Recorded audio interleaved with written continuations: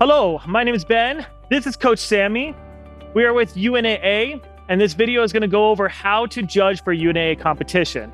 Now, remember that you still need the level 1 certification, but this video is going to elaborate a little bit more and show you the 3 roles that you're going to need to host a UNAA competition. All right, so for the first role is going to be, of course, the head judge. For the head judge, please know your course, your time limit, and the UNAA rules. When you are doing this, of course, you should be the one that is level 1 certified at least. And please, the only thing that you're doing is judging. You are not scorekeeping or having any phone on you during this time. So next up is the course walkthrough. You can video it or you can do it live in person. If you are doing it in person, make sure that you have all the competitors save their questions till the end of the walkthrough, just so it runs a little bit more efficient. Please have the course walkthrough be done by the head judge. If they're going to be judging the course, we have had it in the past where someone does the walkthrough and then the head judge comes in, and then we need to know the rules are the head judge might judge differently, so just make sure that the head judge is the one doing the walkthrough. As you're doing the walkthrough, make sure that you're explaining the obstacle in detail on how to get the point, what it means to get the point, and what it means to fail the obstacle as well. So at the beginning of the walkthrough, please include the 3 fail rule. If you don't know what that is, that means when an athlete fails 3 different obstacles, their time will officially stop and their time will be the last completed obstacle. But if the athlete wants to, they can keep on doing the course. It just won't be for official, it'll just be for fun. All right, so when you start judging, you are going to have a pass, means they clear the obstacle. Next means they fail. We don't want to ever just yell at fail. We want to say next. And there are sometimes 2-point obstacles. We got 1 and 2 point. So take, for example, this ladder right here. We can create it where she just has to go across and touch the top, and that is 1 point. Or we can make it a 2-point obstacle where now, let's say she wants to go to the first one. We say 1 hand on the first is your first point, and then all the way to the second. So Coach Sammy, if I were judging, I would say point 1, and I would wait till all the way to the top, and that's a clear. Now, you can drop. Now if it was just a 1-point obstacle, now is either point or clear, or it would just be next.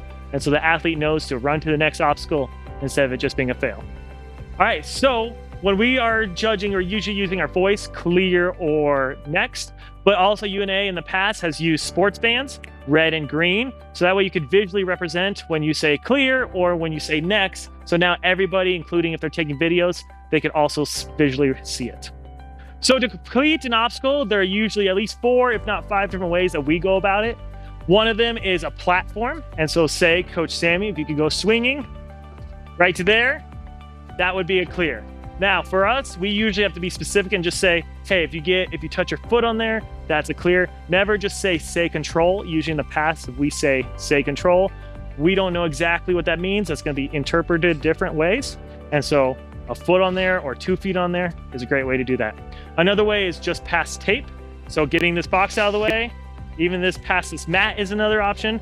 Now they just have to throw and get both feet past the mat. That's a way. We have done it where there are cowbells or something that we can go and hit. And so that way, everybody can see and hear that they completed the obstacle. Worst case scenario, say you're doing a lache and you don't have any other way to mark it. You can say, hold weight to it.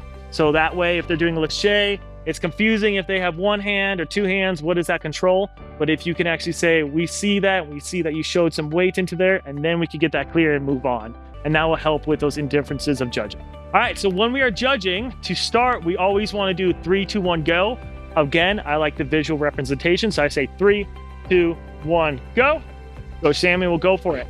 Now, anytime we're judging, there's going to happen where we have accidental brushes. So just like Coach Sammy's doing, if it's an accidental brush and it looks like there's no weight on there, that is fine. They can keep moving on. But it looks like if they put an indent into there, put their foot and actually showed control and used it, then we could call that as a fail, or you want to say next, and they'll keep moving on. As you're judging, make sure you do have a scorekeeper. That's going to be here in a second, but the scorekeeper is your second set of eyes. So as you're watching, know that there's somebody else helping you out. They have another focus, but don't be afraid to ask them or reiterate things with them so that they know that you guys are on the same page with them. You're probably going to have a third person, which is going to be a resetter. They're the person that's going to reset things. So before you start the next person, talk with your scorekeeper about the first person. We look, we make sure everything is reset. Then we can start the next person doing the 3, 2, 1, go. The first role was head judge. Now we're on to role 2, which is scorekeeper. So for the scorekeeper, please remember that you are the second set of eyes. Don't be afraid to communicate with the head judge. If you see something that maybe the head judge didn't see because they were watching from a different angle, you start the time off the head judge's countdown. So they're going to do the 3, 2, 1. That's when you click the start on the app. You click the X for a fail, 1 point for 1 point, and 2 points for 2 for a check for clear.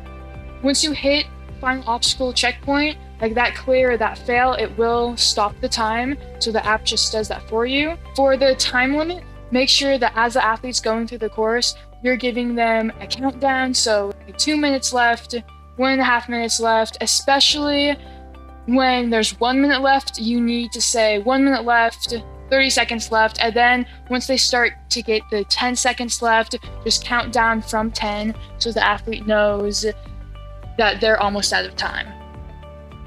Make sure that you are discussing with judge about time, about any rules that you're not clear of or anything like that. Make sure that you are communicating with the head judge. That's why they're there. You guys should be talking to each other.